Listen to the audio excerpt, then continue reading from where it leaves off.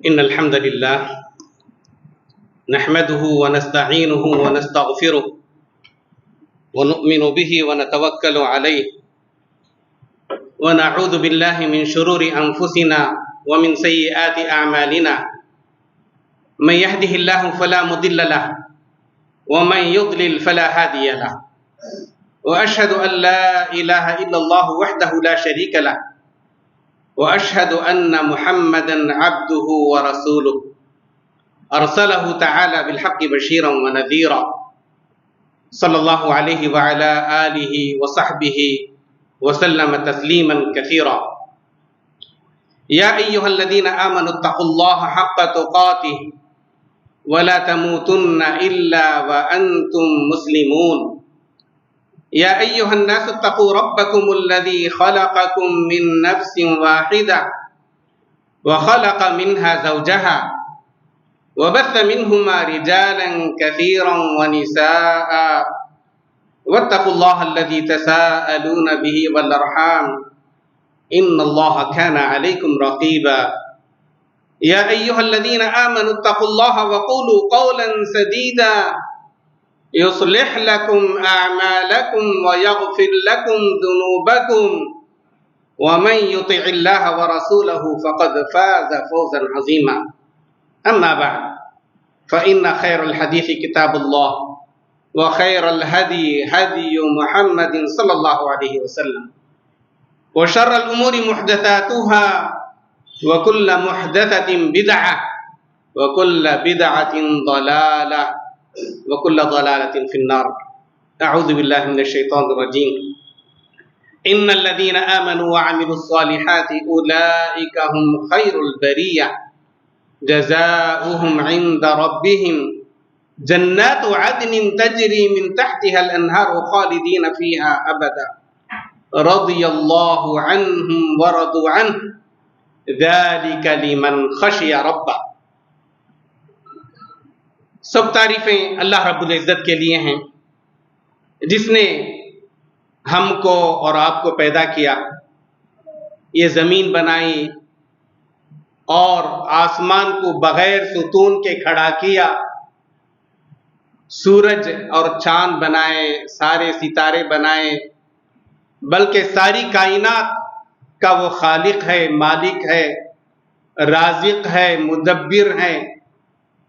اس کی مرضی کے بغیر ایک پتا بھی ہلتا نہیں ہے، اور اس کی مرضی کے بغیر اس دنیا میں کوئی چیز وجود میں نہیں آتی.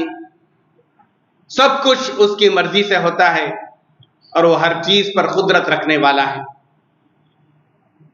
اللہ تعالیٰ نے اس دنیا کو پیدا کیا تو اس دنیا کو پیدا کرنے سے پہلے بلکہ جنت اور جہنم بھی بنا دیا. اور اللہ تعالیٰ نے جنت میں آدم و حوا کو پہلے رہنے کا موقع دیا، اور اس کے بعد یہ غلطی کے سبب، یہ گناہ کے سبب، یہ نافرمانی کے سبب اللہ تعالیٰ نے ان کو اس زمین پر اتار دیا. اس سلسلے میں ایک متفق علیہ حدیث ہے ابو ہریرہ رضی اللہ تعالیٰ عنہ کی، جس کے الفاظ اس طرح سے شروع ہوتے ہیں: احتج آدم و موسیٰ، یا بعض الفاظ کے مطابق التقى آدم و موسیٰ، کہ آدم اور موسیٰ علیہ السلام کے درمیان ملاقات ہوئی اور ان دونوں کے درمیان ایک بحث ہوئی. جب موسیٰ علیہ السلام کو معلوم ہوا کہ یہ آدم علیہ السلام ہیں تو موسیٰ علیہ السلام نے پوچھا: انت ابونا آدم، آپ ہی ہمارے باپ آدم ہیں؟ الذی اخرجتنا من الجنہ، جنہوں نے ہم کو جنت سے نکال دیا. یا ایک روایت کے مطابق ایک لفظ ہے الذی اخرجت ذریتک من الجنہ، یا الذی اشقیت الناس واخرجتهم من الجنہ. مختلف الفاظ ہیں حدیث کے، سب بخاری کے الفاظ ہیں کہ جس نے اپنی ذریت کو جنت سے نکال دیا تو گویا کہ موسیٰ علیہ السلام آدم علیہ السلام کو ملامت کر رہے تھے کہ اگر آپ نے وہ گناہ نہ کیا ہوتا، وہ نافرمانی نہ کی ہوتی، تو ہم آپ کے ساتھ جنت میں ہوتے. ہم آپ کی ذریت ہیں، سارے انسان آدم و حوا کی ذریت ہیں، ان کے اولاد ہیں. اگر آپ وہ گناہ نہ کرتے تو ہم سب جنت ہی میں ہوتے.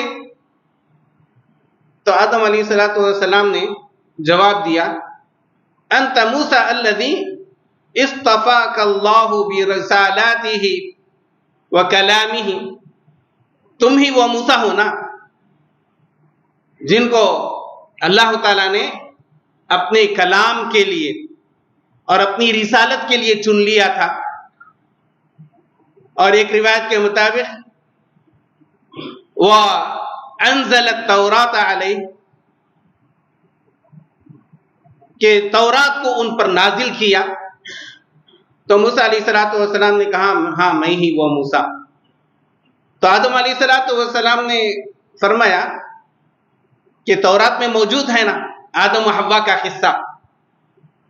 ہاں آدم و حوا کا قصہ میرا اور قصہ موجود ہے.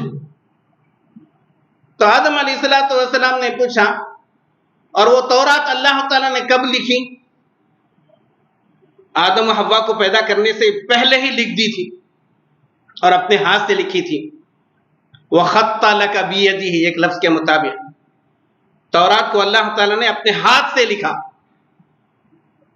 تو اس کے بعد آدم علیہ السلام نے پوچھا أَتَلُومُنِي عَلَىٰ أَمْرٍ قَدْ كَتَبَهُ اللَّهُ عَلَيْهِ قَبْلَ أَنْ يَخْلُقَنِي، کیا تم مجھے اس بات پر ملامت کر رہے ہو جو بات کہ اللہ تعالیٰ نے میرے پیدا کرنے سے پہلے ہی، مجھے پیدا کرنے سے پہلے ہی لکھ دیا تھا، وہ تو ہونا ہی تھا. یہاں پر کہنے کی بات یہ ہے کہ ہر انسان کا اصلی جو مقام ہے، اگرچہ انسان کی اصل مٹی سے ہے، اللہ تعالیٰ نے انسان کو مٹی سے پیدا کیا، لیکن اس کو رہائش کا موقع کہاں دیا؟ جنت میں.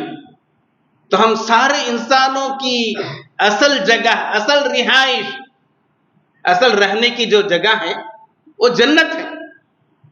جیسا کہ موسیٰ علیہ السلام نے بتایا کہ اگر آدم علیہ السلام نے وہ غلطی نہ کی ہوتی، وہ بھول نہ ہوتی، وہ لغزش نہ ہوئی ہوتی تو ہم جنت میں ہوتے.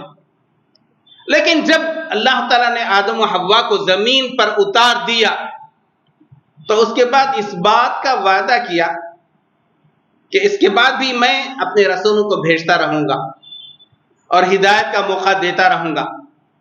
فَمَن تَبِعَ هُدَايَ فَلَا خَوْفٌ عَلَيْهِمْ وَلَا هُمْ يَحْزَنُونَ، کہ جو میری ہدایت کی اتباع کرے گا تو اس کے لیے نہ خوف ہوگا اور نہ وہ کبھی غمگین ہوں گے. فَلَا خَوْفٌ، یعنی دوبارہ جنت میں جانے کا اللہ تعالیٰ نے موقع باقی رکھا ہے، دروازے کھلے رکھے ہیں. ایسا نہیں کہ اللہ تعالیٰ نے انسان کو زمین پر اتار دیا تو یہیں پر اس کو تکلیف اٹھانی ہے، یہیں پر ہمیشہ رہنا ہے، ہر قسم کی مشکلات سہتے رہنا ہے. نہیں، اللہ تعالیٰ نے موقع دیے ہیں. تو سب سے اہم چیز جس کے ذریعے ہم دوبارہ اپنے اصل مقام کو پا سکتے ہیں، دوبارہ جنت میں رہائش اختیار کر سکتے ہیں اللہ تعالیٰ کے فضل سے سب سے پہلے، اور اس کے بعد اللہ تعالیٰ نے جو اعمال بتائے ہیں، اللہ کے رسول صلی اللہ علیہ وسلم نے جو اعمال بتائے ہیں، ان کے ذریعے ہم دوبارہ جنت میں داخل ہو سکتے ہیں. سب سے اہم چیز اس میں توحید ہے، ایمان ہے، اور ایمان کے بعد عمل صالح ہے. خطبہ مسنونہ کے بعد سورہ بینہ کی آخری آیتیں میں نے تلاوت کی، جن میں اللہ تعالیٰ فرماتے ہیں ان الذین آمنوا وعملوا الصالحات اولئک هم خیر البریہ، بے شک وہ لوگ جو ایمان لائے اور عمل صالح کیے وہ سب سے بہترین مخلوق ہیں. اور ان کی جزا کیا ہے؟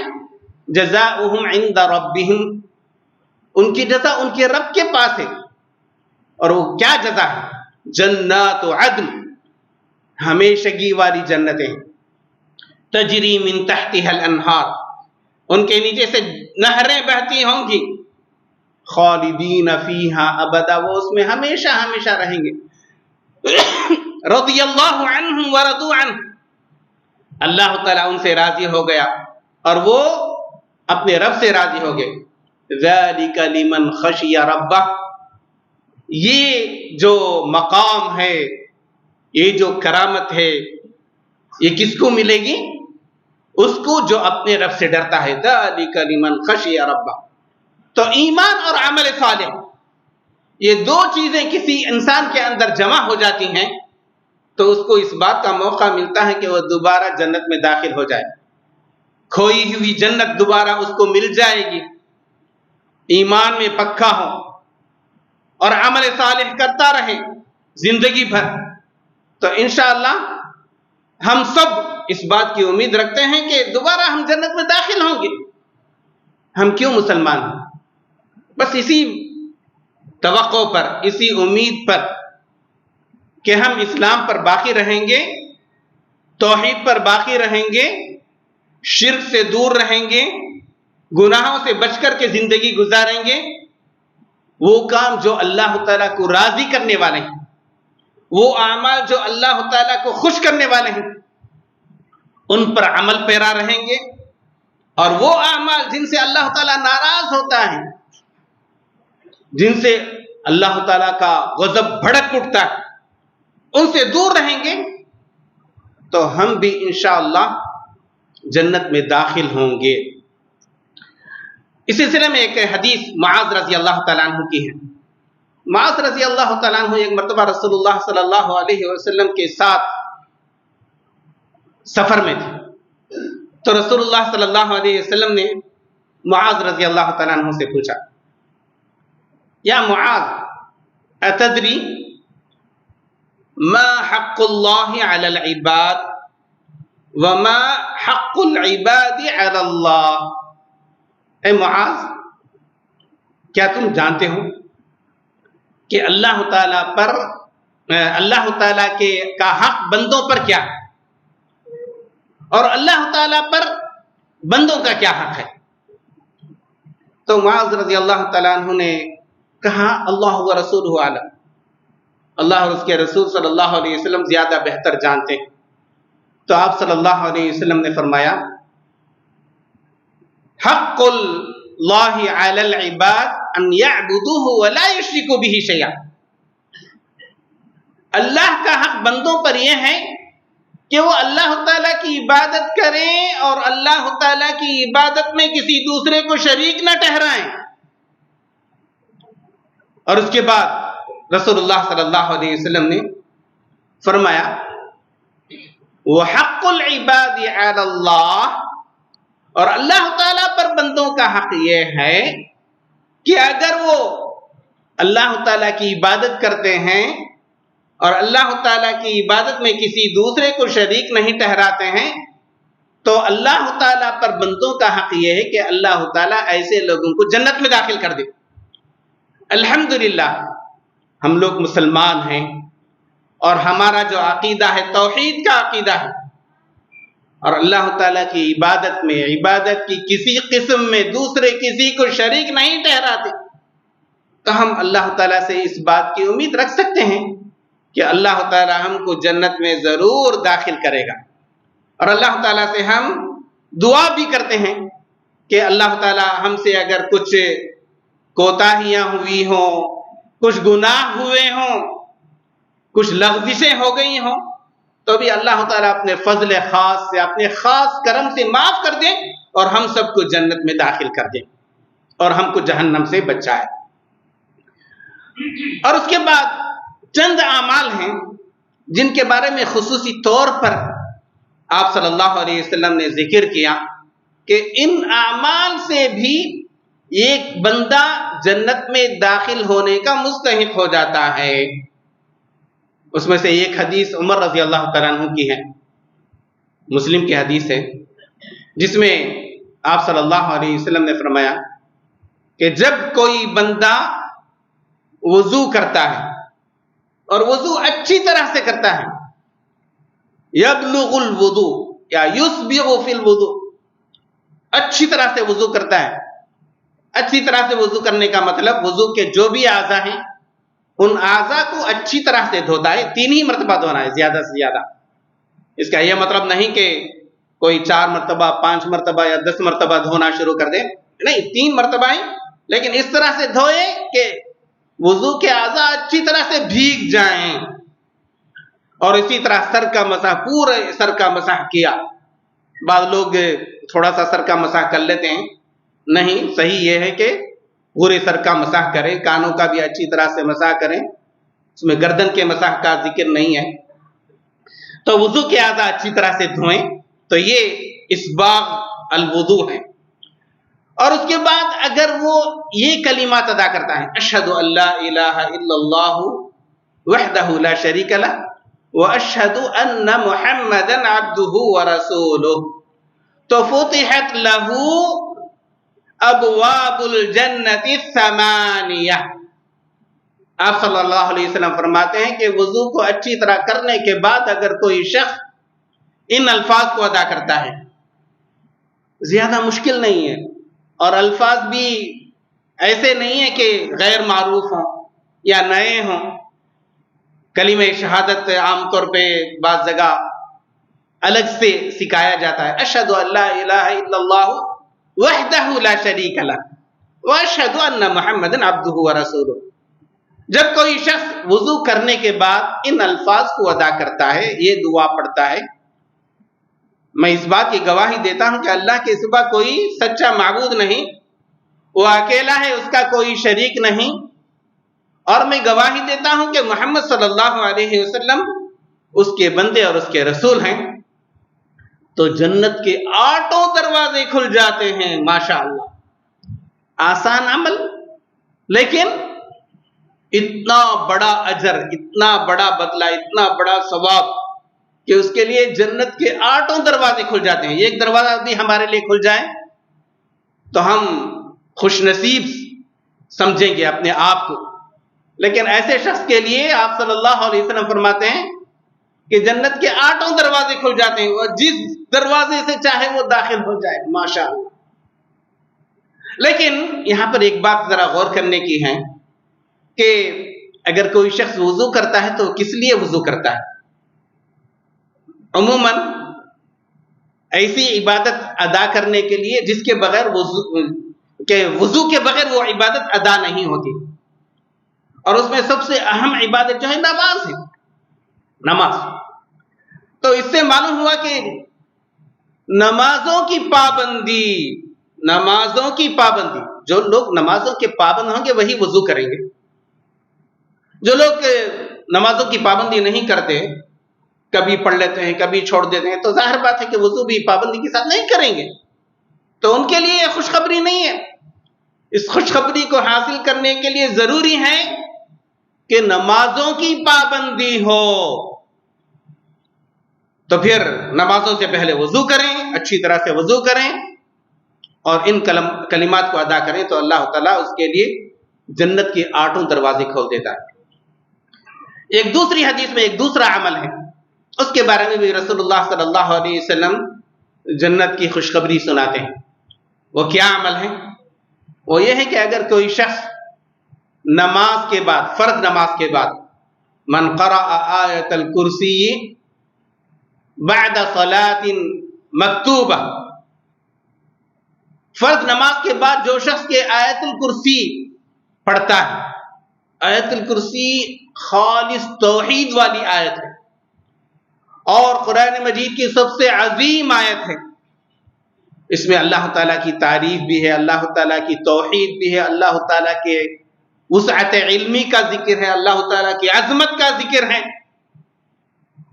تو جو شخص ہر فرض نماز کے بعد آیت الکرسی پڑھتا ہے تو اس کے اور جنت میں داخلے کے بیچ صرف ایک چیز رکاوٹ بنتی ہے یا حائل رہتی ہے، وہ یہ ہے کہ اس کا مر جانا ہے، اس کا وفات پانا ہے.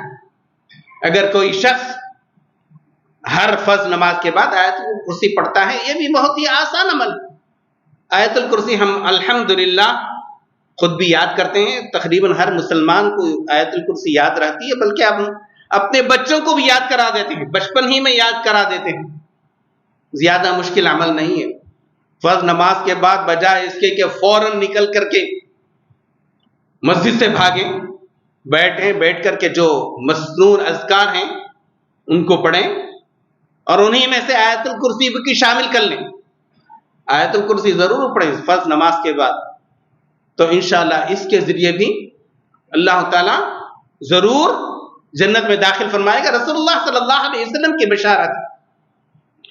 ایک اور بہت ہی آسان عمل ہے، سید الاستغفار۔ ایک استغفار کے کچھ کلمات ہیں، ان کو سید الاستغفار کہتے ہیں۔ استغفار کے جو بھی کلمات ہیں ان کا سردار، بخاری کے حدیث ہے کہ آپ صلی اللہ علیہ وسلم نے فرمایا کہ جو سید الاستغفار صبح کو پڑھتا ہے اور اس پر یقین رکھتے ہوئے، اور شام سے پہلے اگر اس کی وفات ہو جاتی ہے تو اللہ تعالیٰ اس کو جنت میں داخل کر دیتا ہے۔ اور اگر کوئی شام کو سید الاستغفار کے کلمات پڑھتا ہے پورے یقین کے ساتھ، اور صبح ہونے سے پہلے اگر اس کی وفات ہو جاتی ہے تو اللہ تعالیٰ اس کو جنت میں داخل کر دیتے ہیں۔ یہ جو سید الاستغفار ہے اس کو ذرا یاد کرنا پڑے گا، سب کو یاد نہیں ہوتی ہے، سب کو یاد نہیں رہتی ہے، بچپن میں بھی اس کو یاد کرانے کا اہتمام نہیں ہوتا ہے، اس لیے میں کہتا ہوں اللہم انت ربی لا الہ الا انت خلقتنی وانا عبدک وانا علی عہدک ووعدک ما استطعت ابوء لک بنعمتک علی وابوء بذنبی فاغفر لی فانہ لا یغفر الذنوب الا انت۔ یہ بھی بہت لمبی دعا نہیں ہے، بس اتنے ہی کلمات ہیں ابھی جو میں پڑھے۔ اللہم انت ربی، اے اللہ تو میرا رب ہے، لا الہ الا انت، تیری سوا کوئی سچا معبود نہیں، خلقتنی، تو نے مجھے پیدا کیا، وَأَنَا عَبْدُكَ، اور میں تیرا بندہ ہوں، وَأَنَا عَلَىٰ عَهْدِكَ وَوَعْدِكَ مَا اسْتَطَعْتُ، اور میں تیرے وعدے پر تیرے عہد پر ہوں، اس کا پابند ہوں جتنی مجھے استطاعت ہے۔ ابوء لَكَ بِنِعْمَتِكَ عَلَيَّ، تیری جو بھی نعمتیں مجھ پر ہیں مجھے ان کا اعتراف ہے۔ وَأَبُوءُ بِذَنبِي، لیکن اس کے باوجود میں گناہ کرتا رہتا ہوں، اس کا بھی مجھے اعتراف ہے، لیکن تیری رحمت سے مایوس نہیں ہوں۔ فاغفر لی، اس لیے میں تیرے سے دعا کرتا ہوں کہ تو مجھے معاف کر دے۔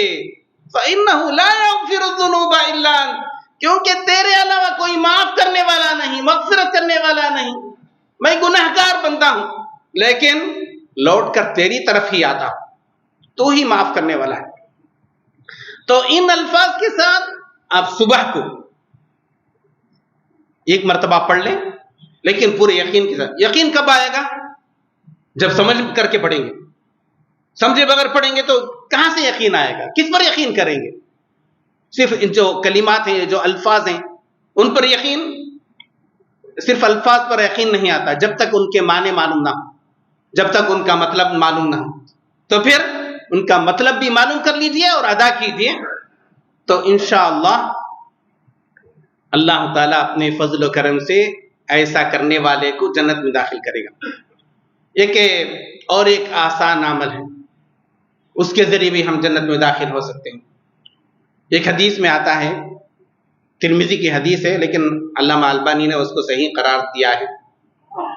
من سأل اللہ ثلاثا الجنت، جو شخص اللہ تعالیٰ سے 3 مرتبہ جنت کا سوال کرتا ہے تو پھر جنت خود کہتی ہے کہ اے اللہ تو فلاں اپنے بندے کو جنت میں داخل کر دے، مجھے میرے اندر داخل کر دے۔ وَمَنِ اسْتَعَاذَ اللَّهَ مِنَ النَّارِ ثَلَاثًا، اور جو شخص اللہ تعالیٰ سے 3 مرتبہ جہنم سے پناہ مانگتا ہے تو جہنم خود اس کو کہتی ہے، اللہ تعالیٰ سے کہتی ہیں اللہم اعذہ من النار، اے اللہ تو اس کو جہنم سے بچا لے، جہنم سے اپنی پناہ میں رکھ۔ تو روزانہ 3 مرتبہ اللہ تعالیٰ سے جنت کا سوال کریں، جنت کی دعا کریں، اللہم انا نسألک رضاک والجنہ ونعوذ بک من سخطک والنار، ایک مشہور دعا ہے. یہ دعا یعنی حدیث سے تو ثابت نہیں، یعنی لیکن یہ جو حدیث ہے اس کی روشنی میں ہم ایسے دعا کر سکتے ہیں. اللہم انا نسألک رضاک والجنہ ونعوذ بک من سخطک والنار. اے اللہ ہم تجھ سے تیری رضامندی اور جنت کے طلبگار ہیں اور تیری پناہ مانگتے ہیں تیری ناراضگی اور جہنم سے. دوبارہ میں کہتا ہوں الفاظ یاد کر لیں. اللہم انا نسألک رضاک والجنہ ونعوذ بک من سخطک والنار. تو یہ جو مختصر اعمال ہیں ان پر عمل کیجئے اور اللہ تعالیٰ سے اس بات کی امید رکھیے کہ اللہ تعالیٰ ہم کو دوبارہ جو جنت سے ہم سے چھن گئی تھی، جس جنت سے کہ ہم کو زمین پر اتار دیا گیا تھا، دوبارہ ہم اس جنت میں داخل ہو جائیں گے اللہ تعالیٰ کو راضی کر کے، اللہ تعالیٰ کو خوش کر کے، اللہ تعالیٰ سے جنت کے طلبگار بن کر. اس کے علاوہ قرآن مجید میں سورۃ المؤمنون کی ابتدائی 10 آیتیں پڑھیے، ان میں بھی کچھ اعمال مذکور ہیں. قد افلح المؤمنون، وہ مؤمن کامیاب ہو گئے. الذین هم فی صلاتهم خاشعون، جو اپنی نمازوں میں خشوع اختیار کرتے ہیں. والذین هم عن اللغو معرضون، جو لغو کام سے دور رہتے ہیں. والذین هم للزکاة فاعلون، اور جو زکوٰۃ پر عمل کرتے ہیں، عمل پیرا ہوتے ہیں. والذین هم لفروجهم حافظون الا على ازواجهم او ما ملكت ايمانهم فانهم غير ملومين فمن ابتغى وراء ذلك فاولئك هم العادون. اور جو اپنی شرمگاہوں کی حفاظت کرتے ہیں مگر اپنی بیویوں سے اور ملک یمین سے، یعنی اگر ان کی لونڈیاں ہیں، اور لونڈی غلام کا تو اب زمانہ نہیں، اور جو اس سے بھی آگے بڑھے گا تو وہ حد سے تجاوز کرنے والا ہے. والذین هم لاماناتهم وعهدهم راعون، اور جو امانتوں کا اور عہد و پیمان کا پاس و لحاظ رکھتے ہیں تو ان کے بارے میں فرمایا اولئک هم الوارثون الذین یرثون الفردوس، یہی وارث ہیں جو فردوس کے وارث بنیں گے، جنت الفردوس کے وارث بنیں گے. رسول اللہ صلی اللہ علیہ وسلم نے فرمایا کہ اگر کسی کو جنت طلب کرنی ہو تو وہ جنت الفردوس مانگے اللہ تعالیٰ سے، کیونکہ وہ سب سے بڑی، سب سے افضل جنت ہے. تو یہ چونکہ وقت ختم ہو رہا ہے اس لیے میں صرف ان آیتوں کا ترجمہ سنا دیا. اس میں بھی نمازوں کی پابندی ہے، لغو کام سے دور رہنا ہے، اور عہد و پیمان اور امانتوں کی حفاظت کرنی ہے، اور اپنی شرمگاہوں کی حفاظت کرنی ہے.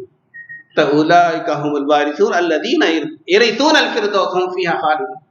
اور اسی سے ملتی جلتی آیتیں سورۃ المعارج میں بھی ہیں، وہاں بھی ذرا آپ لوگ خود ہے نا پڑھ لیں. قرآن مجید کو جب پڑھتے ہیں تو ضروری ہے کہ تھوڑا سا وقت ہم نکالیں. کس کے لیے؟ کہ قرآن مجید کا ذرا مطلب بھی جاننے کے لیے. تو سورۃ المعارج میں ان الانسان خلق ہلوعا اذا مسه الشر جزوعا واذا مسه الخير منوعا الا المصلين الذين هم على صلاتهم دائمون. یہی جو اعمال سورۃ المؤمنون میں اللہ تعالیٰ نے بتائے ہیں تقریباً وہی اعمال وہاں بھی بتائے ہیں، بس والذین ہم یہ کہ شہادتوں کے بارے میں بھی، گواہیوں کے بارے میں بھی اس کا ذکر ہے وہاں پر.